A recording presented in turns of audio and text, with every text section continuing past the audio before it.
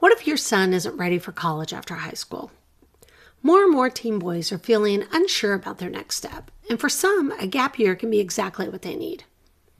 But what does that actually look like, and how do you make sure it helps instead of hurts? In today's episode, we're talking about how a gap year can help your son build life skills, gain real-life experience, and move toward adulthood with confidence. Welcome to Raising Boys with Purpose, a Christian parenting podcast for moms raising teens and young adult sons.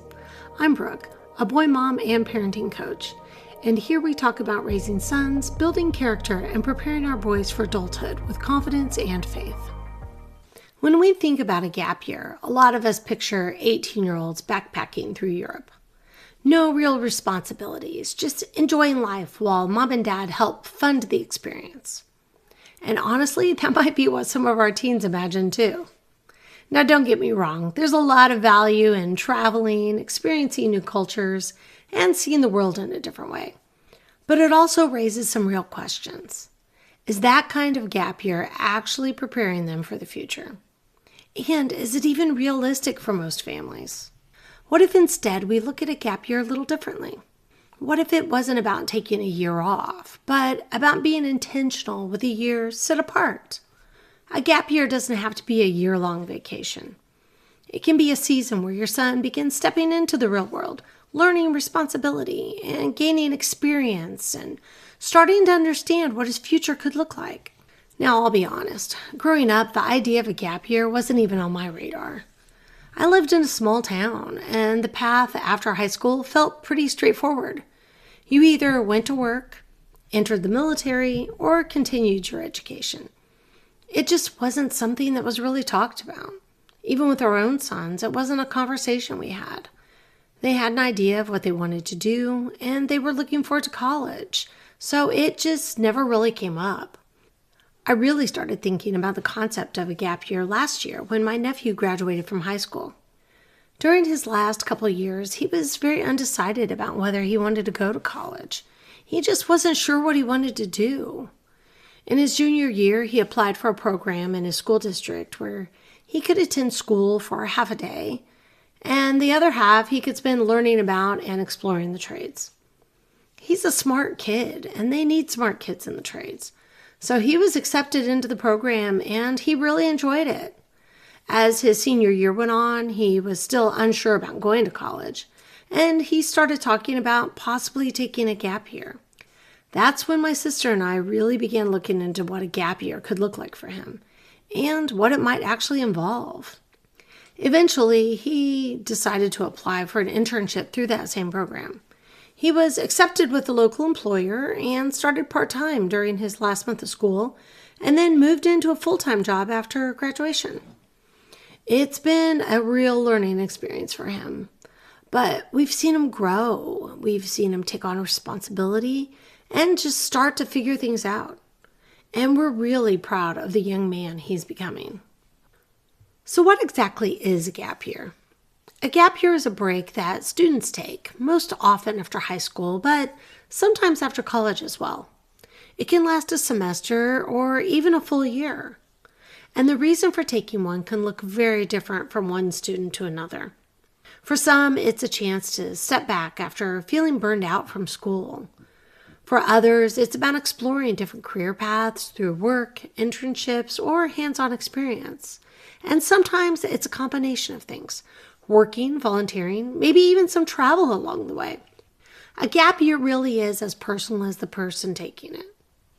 And while it's often called a break, it's not really about stepping away from life. It's more about stepping into it in a different way. To get the most out of that time, it can be helpful to have some direction. Not in a rigid or overwhelming way, but just a general sense of what your son hopes to gain from the experience. That might feel a little counterintuitive because when we hear gap year, we think of taking a break. But this isn't about doing nothing. It's about creating space for growth. So one place to start is simply having a conversation together. What is the purpose of this season? What is your son hoping to explore, learn, or gain during this time? For some boys, it's about maturing a little before stepping into further education. For others, it's exploring different types of work to see what fits. Some may already know what they want to do, but feel they need a pause from academics before continuing. And for others, it's simply gaining life experience and confidence. Travel can also be a part of that. Experiencing new places, new people, and different perspectives. There's no single right answer, just what makes sense for your son and your family. Once you have a general sense of what you're hoping this time will look like, you can begin to shape a loose plan. That might include deciding how long the season will last, whether it's a few months or closer to a full year, and what that time can be filled with. For many boys, having some form of work during this time can be really valuable. Earning a paycheck, showing up consistently, and learning responsibility. Those are life skills that carry forward into whatever comes next. And if travel is part of the plan, even in a small way, it can still be meaningful. It doesn't have to be extravagant to be impactful. Something as simple as involving your son in planning the trip, budgeting, organizing, making decisions, can turn that experience into a learning opportunity. It can even be something you do together as a family, creating both growth and connection during this season. And as that gap year begins to come to an end, new conversations will naturally come up. What did he learn? What feels like the next step? If he's not quite ready for a 4-year college or a trade school, he might continue working while taking classes at a community college. Or he may choose to keep exploring different kinds of work as he gains more clarity.